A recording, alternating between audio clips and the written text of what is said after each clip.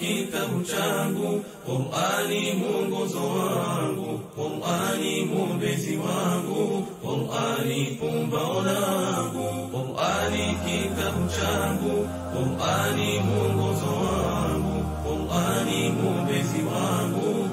Assalamu alaikum. Yeah. Welcome to season 2 of the Meet and Greet Show, where we have fun, adventure and excitement all lined up for you. Karibu fi hafla tena. I hope I got it right. Exactly. And a better human.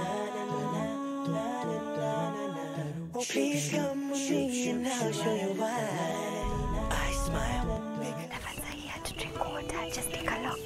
Makes me. You will get to view great women with lots of stories full of intelligence, fun, resilience, hard work, hope, and of course, success.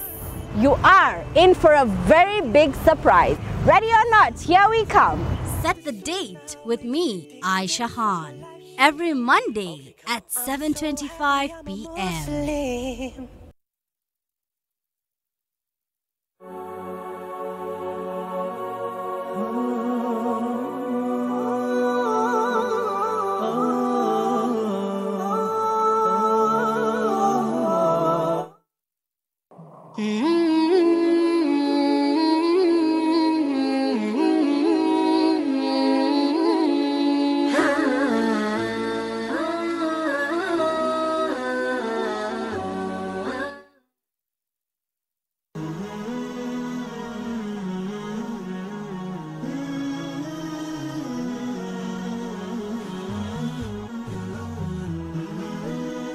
Horizon TV, the beacon for the nation.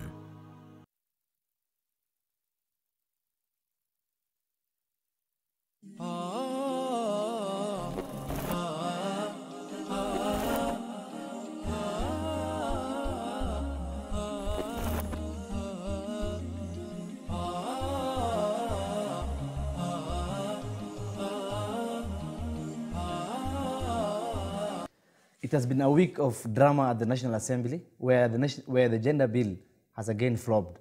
Not the first time, despite its constitutional requirement that bill must pass, otherwise the House stand dissolved.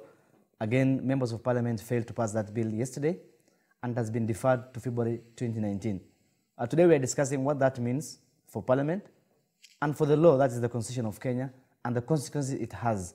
And with me to discuss that is lawyer Jamal Abdikadir and Meda Bernard, a lecturer and a governance expert. Welcome to the show. Thank you very much. And Jamal, if I start with you. Yesterday, first of all, before we even go to deep, what does it flop mean for the law, for the Constitution, and Parliament in general? I think, number one, we need to correct the statement that the House stand dissolves. That is not true, because remember the advisory opinion given by Supreme Court on this matter a while ago said this will be progressive. And the mere fact that the court declared this being progressive, then it gives a lot of space to politicians to stretch it to as far as they can. That is why you see the lack of commitment from them. But if we had strict timelines, I think, in my opinion, this would have passed. Having said that, the challenges that the bill is facing currently is a political one. There is general lack of political will from all divide. This could have been necessitated because, historically, this has been a patriarchal society, a society that generally does not appreciate the place of a woman. So when you have that mindset, you feel like the constitutional requirement is a favor you are extending to the women. It is a mistaken mindset because it's not a favor. It is a constitutional demand. Yes. Now, Bernard. Yes. MPs defied their political leaders, their party leaders rather. If out of 349 MPs, only 1,700 MPs turn up for yesterday's debate, and they have literally defied, because if you have been following the conversation over the week, the party leaders of different parties in the House, including the President and the former Prime Minister Raila Amolo Odinga, they defied these leaders. That means the leaders fail in what you call in encouraging their members to go and vote for this bill. What do you make of that? Does that mean a failure on the side of Raila and Uhuru Kenyatta as a political party leaders? Yeah, I take it that it is a failure upon their part, because as party leaders, they're supposed to be in a position to de-whip their members. And therefore, when they fail, when their members do not show up, it shows that they didn't do much enough. And therefore, it means that maybe the de-whipping was through coercion, and therefore the MPs played to the gallery to their party leaders. But they knew that they had the last shot. And they used a very good strategy, which is a technical one. And therefore, it means that those who are opposing the bill actually used a good strategy, that it is within the parliamentary by standing orders, where if you cannot meet the quorum, then the bill does not sail. And therefore, this shows that a precedent has already been set. And therefore, those who are supporting the gender bill should go back to the drawing board and look at how do they tackle this technicality that is setting a precedence, that if you have a motion, a sensitive one, instead of members going to the floor to debate on it, then they retract back and do not appear. And therefore, it shows it's a weakness on their part. But that's not it only. I take it is a failure for them, because prior to the election, they should have ensured that their political parties meet this requirement. Because you see in other jurisdictions like Rwanda, it is the party leader who takes it. In Rwanda, it is Kagame who ensures that enough women are elected into the parliament. In Uganda also, it is the president the party leader, Yoweri Kaguta Museveni, who ensures that NRM elects enough women into parliament. And therefore, it has always been a failure for them. For me, I don't take it at this juncture, but it has always been a failure for them. Okay, talking about failure, we have seen a situation whereby party leaders, especially at the presidency level, that's Jubilee, and Raila, when they want something passed in parliament, they do whatever it takes to have their members of parliament to go to the floor of the house and vote. So we have not, as much as we would like to believe that they have whipped their members, do you think they really wanted this thing passed? Otherwise, it will have passed. What do you make of that? Some are saying that some are doubting the party leaders, if at all they really whipped their members to go and and they're saying maybe the party leaders don't want these things passed. What do you make of that? Yeah, for me, I take it as that. It was more of saving face, or rather selling face, to show that we're in solidarity with you women. But in reality, I don't think. They would have formed a PG and even maybe taken the MPs somewhere in Mombasa or Naivasha just to lobby. Lobby and try and persuade them to pass this motion. But this was not done. Mostly this communication, we only saw it on media. But we didn't see where they went and caucused, to deliberate on these issues. But also I'd say it is a failure on their part, because we know political parties are vehicles that drive people into parliament. But now, prior to election, the 2017 elections, we know political parties are vehicles. And now what I want to ask you is that if you miss to board a vehicle, do you expect to reach your destination? Never. You can't. And therefore, the women missed it after the 2017 elections. That's where they missed. Because if they wanted, they would have ensured that their political parties gives them enough slots to ensure that the gender bill is achieved. Okay, Jamal, bring you on board. Parliament, as per yesterday, they have said they have deferred the bill until February 2019. What are the consequences, and what do you foresee when February comes? If indeed it will come, indeed. Yeah, ordinarily the consequence is a natural one, because the delay will ultimately have to impact on the timelines. They will have to go through the same again. If they had flopped totally by not being able to raise the two-thirds, I gather that they didn't it didn't go through the whole discussion yesterday. But basically, this is, I think for the MPs, it is still okay that it is delayed. This bill, I think, was before Parliament previously in, I think, 2016. It underwent the same challenges, same problems. But we have not seen change of tact in effecting an approach that will see it pass. So I want to agree with my brother here that the political will is not there, not from the principals, not from the members, not anywhere. Why, Bernard, why is it difficult to pass this bill? What is, why can't we just give the women, what they deserve constitutionally? I think we're not against the women, but the challenge is the implementation, its operationalization. How practical is it? Because already in Parliament we have 47 seats specifically preserved for women. You go to Senate, there is 16 slots specifically for women nominated. Now, are we going to create positions just to meet the constitutional requirement? Or rather, for instance, it's not just practical. Implementing it is not. The Constitution has created that platform, has given them those rights, but it is upon, again, women now to go out there and hit the ground and campaign so that they get these slots.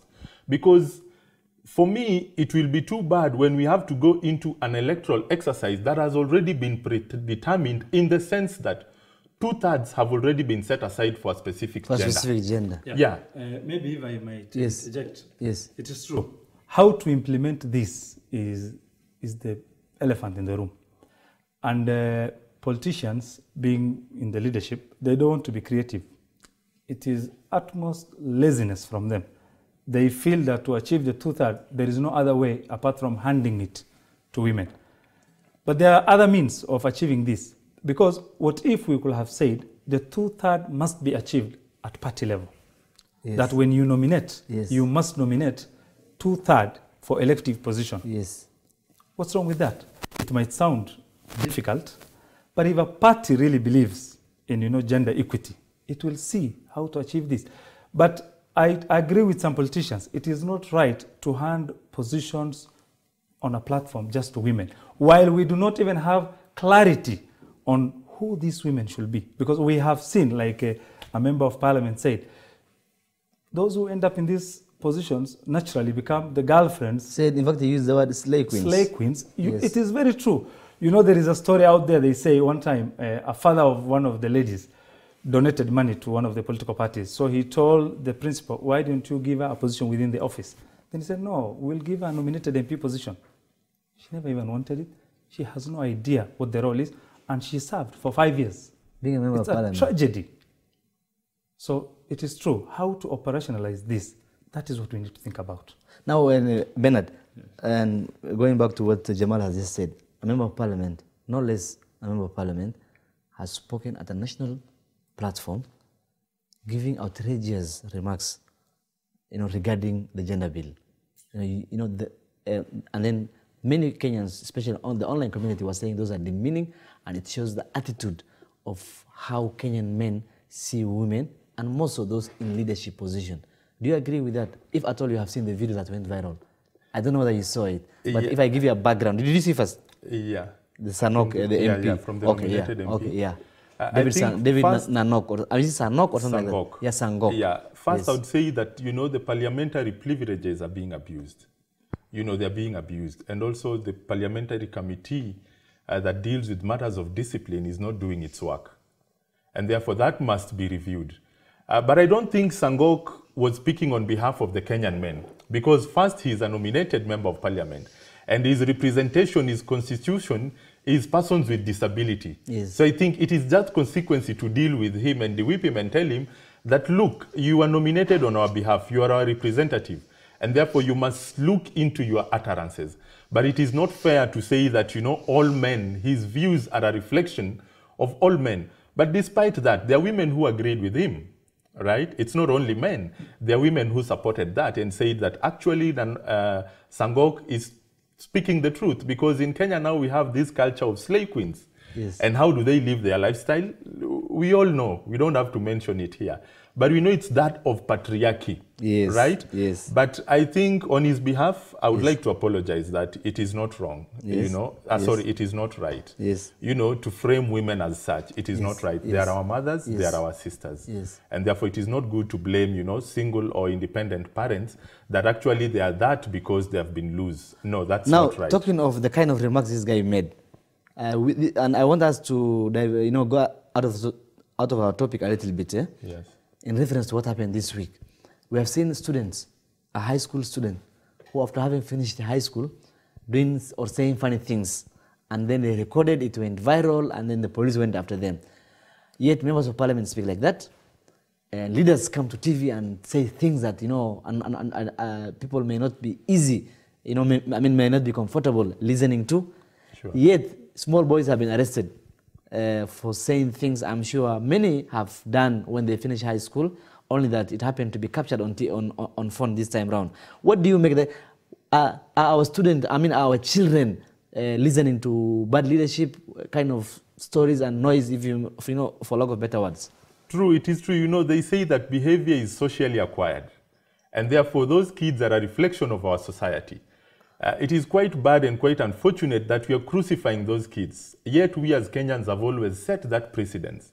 When Matiang'i was at the Ministry of Education, teachers actually insulted Matiang'i when he was trying to ban tuition and all other those co-curricular activities. Teachers were at the forefront of abusing Matiang'i. The other day when Matiang'i introduced some also punitive laws on matatu regulation, the conductors and touts were busy, the drivers and the touts were busy insulting Matiang'i. And therefore, this is a culture that our kids, our young brothers are acquiring from us.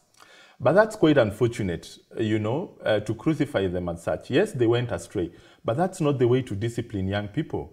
There is a better way to deal with them, but not that way. That is too punitive, and it will actually radicalize them. Yes. There are better ways to deal with them, and I think the lawyer is better placed. Yes. In fact, a lawyer has volunteered to represent them at pro bono. What do you make of that? And did the president, did it have to have his attention? Did he have to reply to those kids, whatever they did, at that level? I think what we need to say is that these children, what is happening against them is an injustice. We need to separate issues. There is nothing wrong with insulting Matiang'i. It's nothing wrong. Matiang'i, if he doesn't want to be insulted, should just leave public office. Public office is scrutinized differently. Some people scrutinize with a bit of nobility, a bit of fairness. Some come on you rough. Number two, it is actually unprecedented, I think, where our president declares that students must be arrested. Kids, I'm sure those kids, none of them is even 18 years. And they are spending 10 nights in a police cell. And someone tweeted saying, we can get the kids within days, yet we can't tell who stole 2 billion. It takes time to review all this. It shows you, I'm sorry to say this, it shows you how clueless the leadership is. You put so much resources, the Inspector General had time off everything else to come and discuss the children. The president had time. It shows you that they are not fully occupied. Yes, no one talks about the NHIF scandal, the NSF scandal. Yes. Anyway, we are going for a break. We'll come back. But before we go for a break, I would like to remind our viewers that we're also live on our social media platform. That is Horizon TV. On Facebook, Horizon TV. On Twitter, @Horizon TV Kenya. And myself, @AhmedQadar1. What's your Twitter handle? Or you don't have? Twitter. You're on Twitter? @BernardMeda. @BernardMeda. So we are going for a short break, but remember always, we're also live on our social media platform. That's Horizon TV Kenya. Horizon TV, @Horizon TV Kenya on Twitter. Myself, @AhmedQadar1. Keep it there. We'll be back.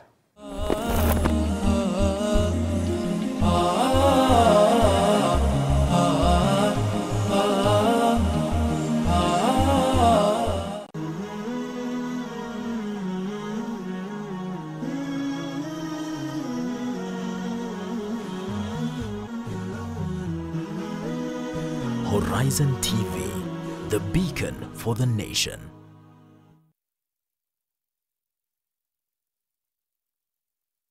On the next episode, there was the initial fear, and I'm sure you were worried as well, Riziki, when, on CS Matiang'i, when he was education and things were looking bad, but the system seems to have adjusted itself a little bit. We're seeing an improvement. Why do you, and you feel free to jump in as well, Hassan, why do you think we're seeing this now? In the past, students used to go on strike, but this time around, you're told you go on strike, you are caught, you are taken to be answerable for that action. The hadith means that if you are afraid, you'll definitely start your journey early. And if you begin your journey early, you'll reach your destination safe enough. 98% of this improvement has been initiated by changing perception about education.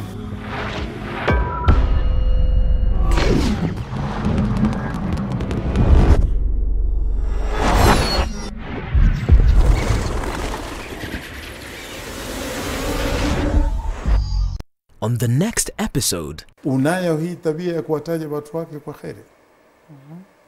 Kuna mtu amfunga hilo, hiyo ametia kufuli la viro. Hataji mazuri ya upande ule. Mamake mbala, babake mbala. Kwa hivyo kwa ufupi wewe hukubahatika katika famili hii la mumeo tu ndiye mtu waliobakia wote kwa kosi watu. Si tabia nzuri. Si tabia ya kiwatu.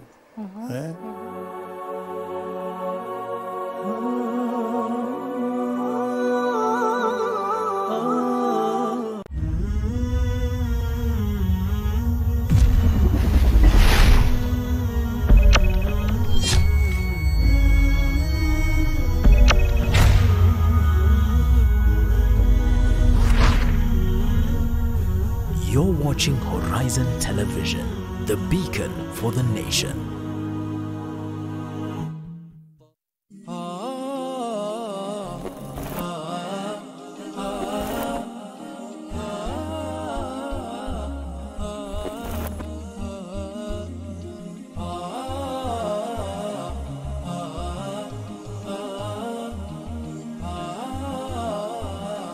Welcome back to the show. If you are just joining us, this is the Weekly Matters, and I'm your host, Ahmed Qadar. We're discussing whatever happened this week.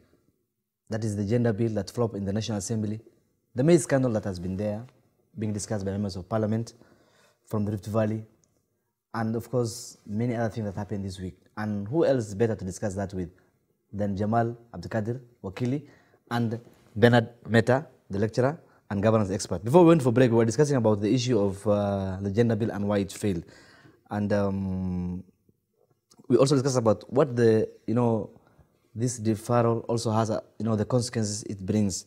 Now, moving forward, this week also, we had the issue of extradition of, the Akasha story.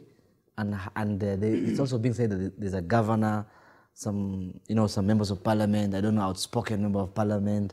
And we have seen how two members of parliament from this valley clashed, on Citizen TV, on Hussein's show, the News Night.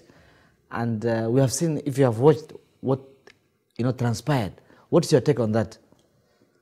I think, number one, if I may mention on what happened on the Citizen TV show, yes, it was utter irresponsible for Senator Murkomen to diverge what at this particular moment I believe is still privileged information, because we do not know for sure. The list is not public. The list, the so-called list, if at all it's there, is still something that is within the ranks of the national security guys. But for him to settle a political score on national television is the height of irresponsibility you expect from any leader. A leader comes to knowledge of many things. As a leader, many privileged information come to your knowledge, but you do not run around to, publicize what serves your, your purpose. So that is wrong. I am really against, and they say one of the major problems we have in this country is lack of patriotism. If someone, simply because he is losing a debate, is able to reveal what he learned in probably a national security meeting, or his, because of his position, yes, and then he comes out spluttering, it is wrong. The issue of the Akasha brothers and the so-called list, luckily for this country, we have elaborate legal framework for such instances.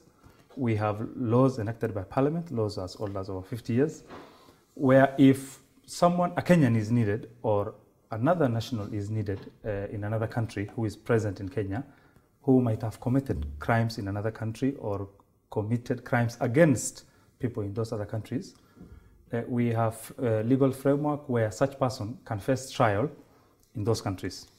Or if at all they have been tried in absentia, then they can go and serve. But the issue is not who will be extradited. For me, what I will say is, if indeed there is evidence against Kenyans who are involved in drug dealings, who are involved in human trafficking, and all those atrocities, why can they not be tried here? Yes. Why is it that we are so blind, the government agencies here, the police, the DCI, the DPP himself? Why wait for the Americans to come and tell us, leader so-and-so is a drug dealer? But you have been told that, okay, yes. Yeah, I'd want to differ with Wakili on that. In the sense that you find that these drug barons have captured the judiciary. Yes. They've captured the security organs. They've captured the executive wing. And even the people who have mentioned those reports are people who are supposed to report even the police. And therefore, nothing cannot happen. Yes. But you see, the Americans are not calling for extradition because of the Kenyan citizens, but because it is a national security threat to their citizens. Yes. And therefore, for them, if Kenyans do not want to deal with the drug barons, good. But for them, they shall deal with them. And therefore, the extradition is not because of the Kenyan youth, because of Kenya, but it is because of their citizens. And therefore, they are trying to protect their citizens in terms of national security. That is. You're watching Horizon TV, the beacon for the nation. Celebrate this holiday in style. The 21st Egypt and Middle East Expo is coming to TRM Mall, 3rd floor, from 28th November till 12th December 2018. This holiday, shop till you drop on various high-quality products such as furniture, carpets, kitchenware, leather products, handcrafts, clothes, furnishing, jewelry, perfumes, natural oils and herbs, and many more other products from Egypt, India, Iran, Pakistan, Syria, Turkey and Singapore. Hurry up and get up to 50% discount. Don't miss your chance to visit the 21st Egypt and Middle East Expo at TRM on 3rd floor from 28th November till 12th December 2018. Open daily from 10 a.m. till 8 p.m. Entry is free.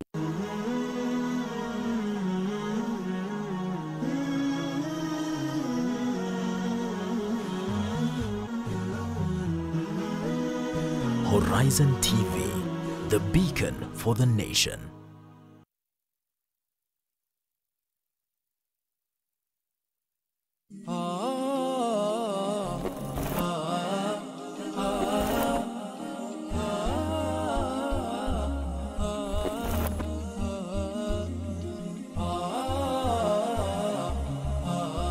That is true. Yes. Actually, basically the point I was raising is to illuminate the point that we are unable. Yes. Basically, I don't think it is far-fetched to say we are in a failed system. Because if you have drug barons serving in cabinet, allegedly, served or a by governor, as has been rumored and said all over. Several governors, we always hear, Miguna has been telling us so-and-so is a drug dealer, so-and-so is a drug. No one has ever gone to court to say, Miguna is defaming me. We can only believe that it is true. So, but now that we are all in agreement, we are in a failed system. Yes. Probably not. But today, the Director of Public Prosecution is on the front page of one of the leading papers in the country, the Daily Nation, and he says no one will be extradited. People will follow the rule of law. We will make sure that the law is scattered. What do you make of the DP so far? Maybe we start with Bernard. Yes, as you answer that, what do you make of the DP so far and how he's handling issues? The DP might have the legal will. Yes. He might have the legal will. But let us not assume that the political will is much stronger than the legal will. Yes. Right? Yes. And therefore, he might have that interest, but he won't do it. But what I want to assure you is that when the Americans say they are coming for you, they will do. So it is not a matter of the DP's goodwill or not. But once the Americans will insist that we want these people, they shall. Let's deviate a bit from the drug issue. The FIFA scandal. When they decided to go for Blatter, they went for them. Yes. And these are people who were in very strong countries through Interpol. And therefore, it's not about whether Kenya is showing the goodwill or not. Yes. But if the Americans want to do, they shall. Yes. However, the DP is in a tight fix. Yes. Because he has to, these are prominent people. Yes. These are very top people in Kenya. They are very influential. And therefore, extraditing them might even show lack of patriotism from him. But now talk of extradition. We have also seen there were two gentlemen who were supposed to be extradited some years back. Yes. One was a former member of parliament and a minister for a long time. Yeah. If you have been following the news, the Okemos of this world. Sure. You know that story? I know. Yes. And you know, I'm saying that because of you have talked about patriotism and they're still in the country despite being wanted for extradition. Exactly. Yes. The extradition process is a slow process, and it is deliberately made to be so, because remember, you are giving up your own citizens, so it cannot be a quick fix. Yes. An extradition process, usually, I think there is a pronouncement by Court of Appeal about a month ago. It is not the DPP who is supposed to handle it, it is the Attorney General, because it's an executive matter, it's an administrative matter. It will go through the court, where the court will evaluate the evidence against the personalities.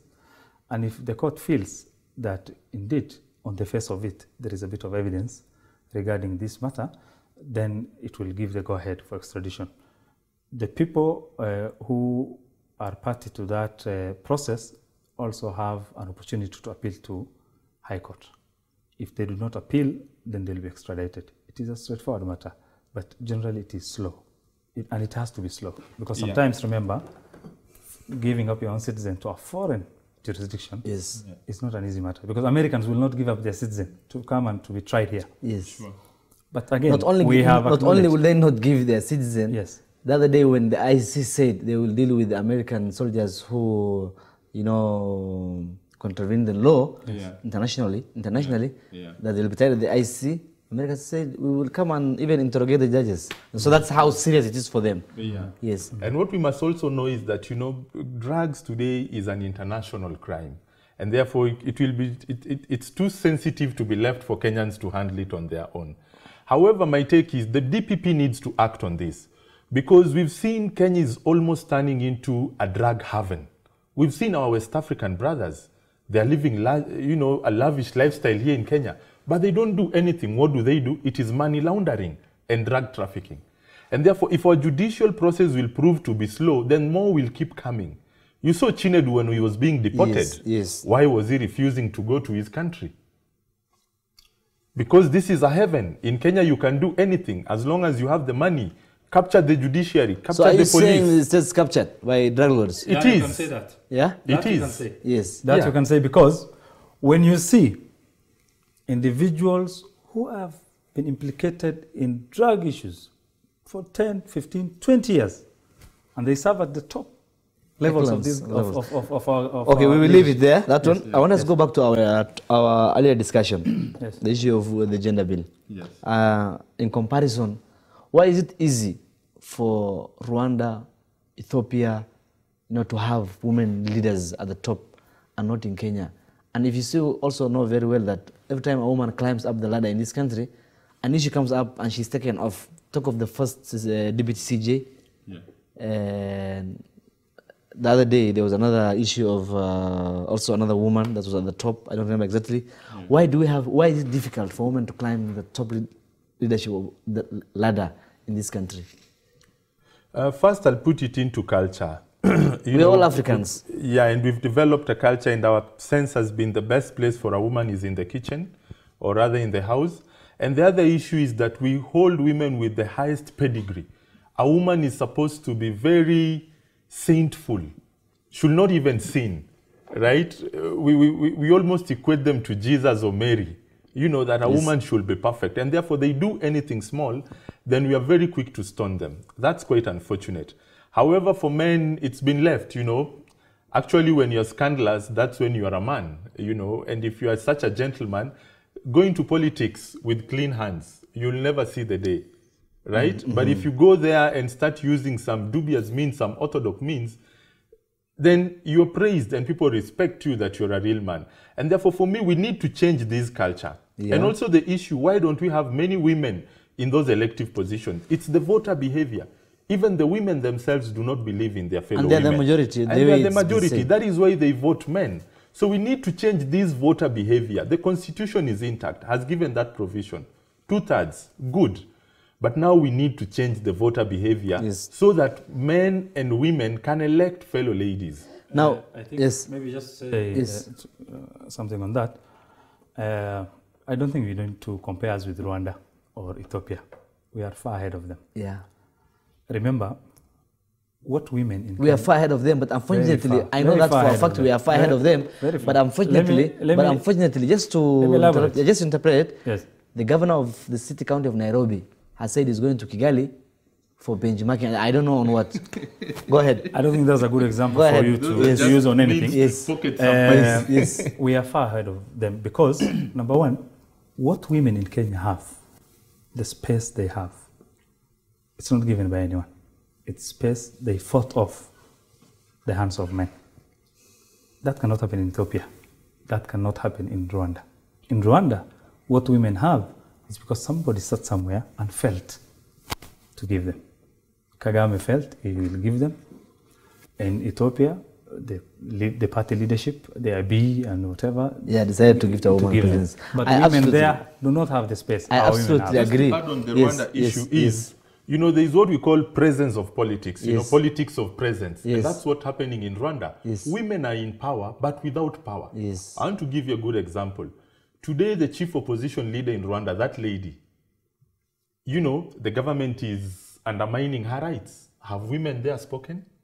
They haven't, right? And it's these women who are supposed to champion for her rights because this is one lady who has come out strongly to go for the top seat so that at least women can have that full representation. But what are women doing? So it's a smoke screen? Sure.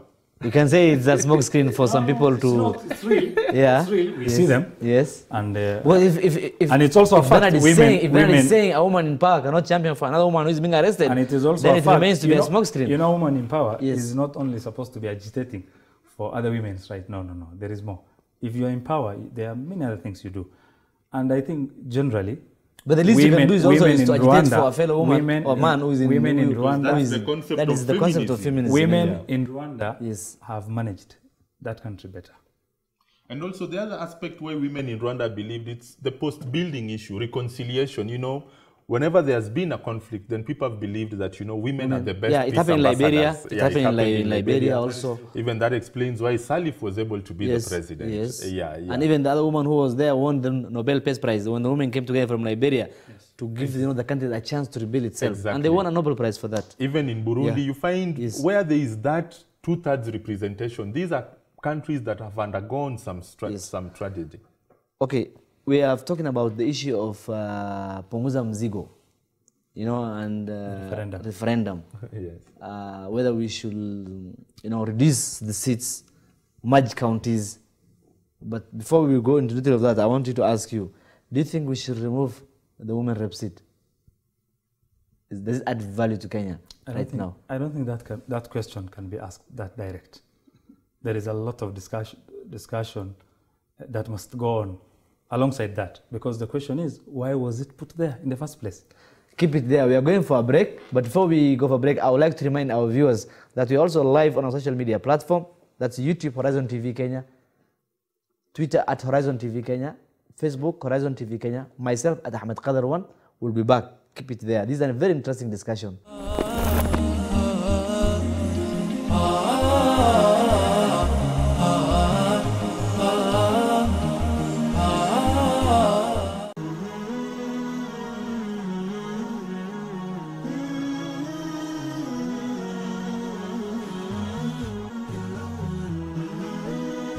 Horizon TV, the beacon for the nation.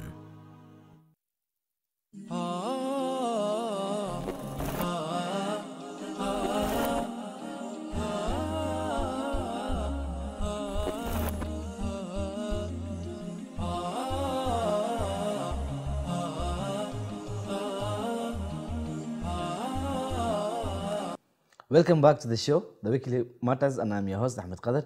Jamal, before we went for break, I asked a question on the issue of the Punguza Mzigo. The poll was saying the counties should be merged. Some are saying we have to reduce members of parliament, that's constituency. Some are saying we need to remove the issue of women rep, and that's why maybe the gender bill is being brought. What do you make of that? Let me give you an analogy. Yes. When you have a patient in ICU who has multiple, health issues, lung failure, probably had an accident, so he has a broken rib, broken toes, and he has a flu along the way. And you start talking, you drop everything else and you start, telling us about the flu. We need to treat this flu. We need to do this with this flu. It's dangerous for this patient. What do you think? Punguza Mzigo is nothing but that. Yes, we are missing the bigger picture. Which is? The bigger picture is the society has failed. We can have 5 members of parliament. What if they decide to steal everything? What happens? And we know they agreed they can do that. So the issue is we need to have a reawakening in this country, and this idea of the country trying to have direction on everything, including how to live your own personal life, yes, from the political leadership, is a mess. As a country, as a society, we need to have the mindset of what do we want to be, where do we want to head. Then it is this agenda that the politicians should tag along. But the idea of the politicians setting, the discourse for us, the politician will always set the discourse for himself. Okay, Bernard, Wakil is saying, Punguza Mzigo talk is a misplaced talk. Straightforward for him, very simple and straight to the point. What do you think of that? And also, if we're going for a referendum, there are those who are saying, we need to create a prime minister position. Is it yet we are talking of the burden of, the wage bill? Unfortunately, because from your talk, it's like you wanted me to oppose my colleague. Not necessarily. That won't be it. Even for me, Punguza Mzigo, the court team are trying to seek political relevance. The pre-election period, the pre-2017 election, there was no that talk of Punguza Mzigo. But after elections, then they start bringing it. And we must understand that political parties will always try and means to be relevant. And therefore, for court, because Punguza Mzigo is more of a populist idea, Kenyans will buy it and run with it. But for me, I don't support. I've had people give, reference or comparative analysis to to India, that, Kenyans are overrepresented. But what I want to tell them is India is far much worse. There is underrepresentation. And therefore, you give me overrepresentation and underrepresentation, I will go for overrepresentation, because at least everybody's needs is catered for. And therefore, for me, I don't call for Punguza Mzigo, neither do I call for, abolishing the women representative seats. No, I don't call for that. Yes. And therefore, mine, if we feel that we've been how do we have to do constitutional change? If you must do it from, your governance, from your experts. There is one political philosopher known as Aristotle. Aristotle said that a constitution should neither be changed by the living nor the dead. Our constitution was passed in 2010. Merely 8 years ago. Yeah, took effect in 2012. It's not even lasted a decade. Yes. And yet we want to start changing it. And for me, it is that politicians are turning the constitution into a political tool, which will be which shall be a very dangerous path for us to take. Because if you want to reduce the constitution into a political tool, then we'll lose it. They're talking about a parliamentary systems. All systems are good, whether presidential or parliamentary. But Wakili will agree with me. All these components need what we call constitutionalism. Yes.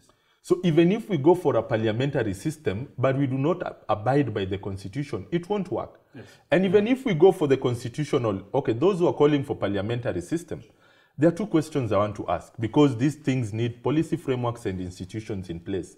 Is our parliament mature enough to handle a parliamentary system? We've seen the other day, we had gender bill yesterday, most of them abscond. We have seen how the tax bill was passed. Yeah, we've seen how the tax bill was passed. Now, do we want to give absolute sovereignty to such a house? Are they mature enough? No, let them mature enough, and then we can talk about parliamentary systems. The second is parliamentary system rides on political parties. What kind of political parties do we have? Inept. And therefore, Kenya, we are worstly off with a parliamentary system as opposed to a presidential. Therefore, let us still stick to this presidential system. And what we just need to do are a few changes. Make sure that political parties work. Now, talking of political parties working, okay, I want you to finish before he comes in. Talking of political parties working, we have seen the 2017 election, the kind of nominations, how they were done, shambolic. So how do we even entrust political parties? We start with one office known as Office of the Registrar of Political Parties. you know, that office has been idle. They don't do their much. They don't do their work. Because they are the ones who are supposed to regulate political parties, but they don't. They don't regulate political parties. Instead, it is the political parties regulating them. The registrar. Yeah, the registrar of political parties, which is quite unfortunate. And therefore, maybe we start with redeeming the registrar of political parties, that office, give it all, review the Political Parties Act, give it enough resources, find competent people to head that office, right? That will be the starting point. And that way we'll make sure that our political parties work. But as we all know, today political parties are owned by individuals. Yes, Jamal. You know, the issue of constitutional change, parliamentary system versus presidential system, so on and so forth. If you ask a Wanjuku on any street of this town, of this country, she wouldn't really care about those things. She will tell you, is she able to afford her day-to-day life? Is she able to get service from government agencies if she walks into a county council, county office, or any government office for a particular service? Is she able to come out, you know, having been satisfied of what took her there? Constitution without constitutionalism is where you have the proper laws, you have the best laws on the shelves, but you don't have the souls. Software is basically out. The software is not there. Yes. You have people seated in high-level office. You have people seated in lowest level of offices in this country who have no idea what their role is. They feel that it is a privilege for them to be serving you. Not a privilege on them, it is a privilege on the person who visits the office. So that's when you see a minister just thumping in functions. You see a minister on the road, glaring sirens, breaking all the laws. Why? Because he's a minister. He has not understood, or she has not understood, why she is in that position. It is a trust position. You understand? And in a trust position, you are not there to serve yourself. Don't you think they know, but because they know we don't care? It is impunity. They know, they don't care because they know. There's no consequence. There's no consequence. Yes. The president will just come to national TV, cry. You know, I wonder, who elects a president to cry? Who elects a deputy president to weep in church? Nobody. But that's all they do. The president will come and say... But is that a reflection of the voter? You might say so. It is. It is. Well, are you saying the voter but largely has no power this is a terribly divided country. Yes. So the politicians are just taking advantage. This is a terribly divided country along ethnic lines. Sure. The people have no idea also why they elect leaders, because you go to a mama in Kongware, in Embakasi, and she will tell you, we have to elect Sonko. You ask her why. She tells you, because Sonko, gave me about 1,000 shillings last week. You don't elect a governor to give you 1,000 shillings. The challenge is, our politics is driven by populism, and that explains to you why my Tiangi will always want to be everywhere. For systems to work efficiently, you don't have to be there, right? You don't have to be an invigilator when young people are doing exams. If you've put the systems in place, you don't have to be there. But what is he riding on? Populism. But unfortunately, the common mwananchi is falling into that. That, a minister has to be there for things to happen. That takes me back to issue of good governance. Good governance is when policy frameworks work. Back to the issue of constitutional change. I don't call for it. Our constitution is too young. And for me, a constitution is a living document. And I always like to give a semblance, a constitution is more like wine. It needs more time to mature and ferment. Yes. And therefore, let us give our constitution time to ferment, right? And then it will be fine. It will be smooth. Everything will be in place. Politicians are quick to call for constitutional amendment, but look at what they are talking about. The prime minister's position, 2 deputy prime ministers, those are elitist positions, and for them, it works for them. Right now, a good number of governors are serving their second term. They don't know where they'll go next to. They've tested power. It is sweet. Yes, very sweet. They don't want to, in 2022 to come out and be ordinary citizens. They still want to maintain those positions because they know in Kenya, when you don't have power, then things don't move for you. Yeah.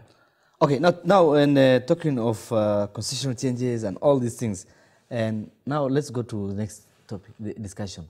This week, we have seen the SGR scandal, the standard gauge railway, and a very prominent personality on Twitter tweeted that the Chinese are eating from us twice. He used the word stealing, and quote unquote. Yeah. And he said they're stealing from us twice by stealing the ticket money and at the same time giving us a loan that doesn't make sense. What do you say about that? Let me be as blunt as I can. Yes. The Chinese are a threat to world peace. It's a fact. The Chinese are a danger to this country. The Chinese have an agenda for their people. And it's very unfortunate our policymakers, either they know or they don't care. The Chinese ultimately, and we'll see, we hope to be alive by then, will put a military base in Kenya for nothing else, to control the Horn. The world trade and world politics is controlled by Horn, the Gulf of Eden, yes. Somalia, very important country. Kenya, very important country. You've Yemen. seen how much money fund they've pumped into the African Union to go into those military issues. Yes. And therefore, you're right. But for me, it takes us back. You know, during the structural adjustment programs, we were given aid with conditionality, and we were busy complaining that, you know, when you give us money, you don't have to tell us how to use it. And the Chinese came with aid without conditions. And now, even Magufuli said yesterday, we are going for China because we don't want to be asked questions. Yeah, because we don't want to be questioned. Yes. Which now, questions are these? These are very fundamental questions. Let's just discuss which questions are these. Fundamental how questions. Are you Human going rights, to use the accountability, accountability, governance, transparency. Yes. And that why is would what you fear our that? leaders don't want. Why will you fear that? Yes. And that is what our leaders don't want. Yes. But back to the Chinese stealing from us. I would say those Chinese, China is a communist state. And in communism, you know, that act of private property is not allowed, right? And therefore, for me, I would say that these Chinese who are stealing from us, it's not the Chinese government. These are Chinese individuals who've actually mastered that art in Kenya. But the art of corruption. But you also have to know, just to intervene, and that in China, if this Chinese was doing what he's doing in Kenya, in China he will be hanged. That is why that was going to be my next point. You ask those Chinese today whether they want justice to be served here or in their country, they'll tell you, don't repatriate us back to China, because they know they're going to face hanging, right? And therefore, corruption in China is not a culture. It's you know, you even commute suicide before they come for you, right? And therefore, this is a culture that they've just adopted here in Kenya. And therefore, we need to ask ourselves many questions other than blaming the Chinese. You know, how do we resolve this issue of corruption? Because the Chinese were working in cohort with the Kenyans. And maybe you might find it's the Kenyans who proposed that idea to them. And therefore, they said, well, let's do it. But I don't think in China, I do believe that in China, you can't do that. You can't do that. No, chances are that 1 million, they're stealing about a million per day. A million per day. Yes. Or a month, I don't know. Trust me, about 800,000 of that money goes to ministers and Kenyan officials. I'm sure 99.9% goes to Kenyan officials. They will only go home with maybe about 200,000. Yeah. So why extradite these people when we could have just asked them who is in the web? You know? In the web. Why the hurry, you know, to extradite? Yes. Yeah. Now, we have seen also the NHIF CEO, I don't know, the boss who was... Barking dog. You know, when we are kids, we'd tell that is a barking dog and that is a biting dog. And people have known the president is more of a barking dog. So do anything you want. Yeah. It's like even when you have a parent who does not discipline the kids, yours is to talk. Yeah. They do mischievous things knowing that he will talk and then it will end there. We just see some raids done, guys are out, and, you know, life goes on. And then for me, these things will not work. I knew the president was not serious when he said he's going to fight corruption because, one, you cannot fight corruption through declarations, through unilateral statements. For you to fight corruption, you need to put systems in place. That is what you need. Put systems in place and don't talk. And now let the systems operate and work and speak for themselves. Okay. And I have no time. My director is saying we are winding up. But this is a very question that I want to ask you, particularly you, not for Bernard, the FCDC, Frontier Council Development, what are they called? Frontier Counties Development Council. Yes. It concerns more about northern Kenya. Yes. Someone said it has become more of a talk shop and just bringing governors to have tea, talking to donors and waste of time. What do you make of FCDC? Is it the right tool for, do northern Kenyan counties need FCDC in the first place? And that will be our last topic. We don't have time. I think our last the question. Frontier Counties Development Council, yes, who, by the way, I'm a board member. Yes. I'm one of the founding board members. Yes. Is a body that was formed by the previous governors. Unfortunately, 6 out of 7 of those governors did not come back. Yes. With a particular agenda. The agenda being to culturally and economically integrate the region. Because it was felt then that this is a region that shares so much in terms of the abundance of whatever resource that is there, and also the abundance of challenges, because the region generally has but we know why it was formed and why it was needed. Yes. But my question is very clear, and we have no time for details. Yes, but I understand. Yeah. But I understand. I have to say this so that I'm not misquoted. Yes. But I understand where a lot of cries lately has been coming from. Yes. Because I was also shocked. Yes. When I saw Baringo. Yes. As an FCDC and Kiambu want to be a member. So I think this is something that we should discuss in detail another time. Yes. Because it is an emotive issue. Of course, I'll bring you back so that we just handle FCDC. Yes, sure, I'm doing something on that. Give us your parting shot as you say what you have to say. Okay, on that, we've seen counties trying to form county regional corporations. Yes. We have the Lake Basin region. Yes. Yeah, they are trying to adopt, but I don't think it will pull off. Yes. One, because the citizens have been left out. Yes. It is more of a governance issue. Yes, talk shop sort of. Yeah. And therefore, it is these assumed the development rather than development coming from the people, bottoms up development, because county issues, it's supposed to be a bottoms-up approach. Yes. And therefore, it's a good idea, the way Wakili is saying. Yes. But the approach is a bit shaky. Yes. And therefore, they need to re-strategize on that. You saw in Kakamega, MCAs even in Kisumu. And even that there was an editorial policy on, I saw a piece in the main paper saying, they're not even anchored in law. Yeah. And then you pump money into something that no one knows its existence. Yeah. Yes. And the parting shot would be like women on the gender issue. Women should now refocus on their political parties. Yes. Because in Rwanda, that's what they've done, in Uganda, and in South Africa. In parliament, they will never win any battle. Yes. Phoebe Asio tried in 1992. Yes. Yeah, parting shot. Less than a minute. Yes. I think in this country, generally, everything else is at standstill. I am inclined to say that probably drama is only going on in the office of the DPP. Whether he is going for politically incorrect personalities or not is another matter. But he's going after people. We must support that office. We must support the DPP, the DPP wholly. Because today, if you will ask me, who is the only patriotic person you know, I will tell you it is the DPP. Sure. Thank you. Let's keep it there. Let's support the DPP. Let's make sure that, case of corruption, all these things are handled professionally. And I'm sure he has the support of Kenyans. And so far, he seems to be doing good. That was the Weekly Matters. And I'm your host, Ahmed Qadar. And we like to end it there. Let's do it till next Friday. As usual, we're also live on our Facebook. That is Horizontv Kenya. Twitter at Horizontv. Myself at Ahmed Qadar 1. See you next Friday. Wassalamu alaikum wa rahmatullahi wa barakatuh.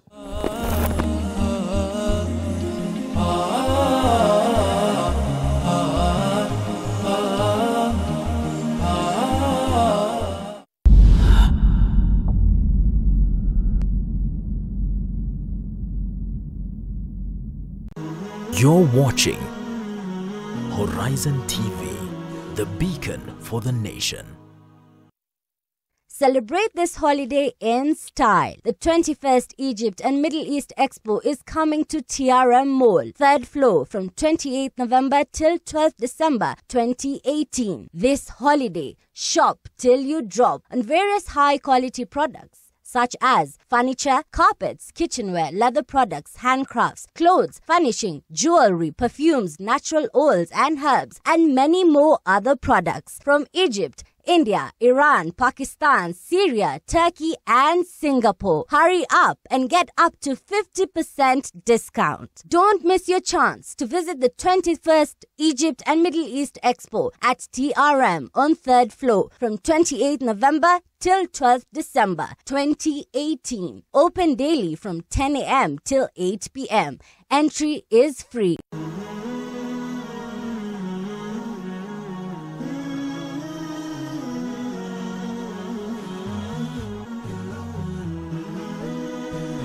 Horizon TV, the beacon for the nation.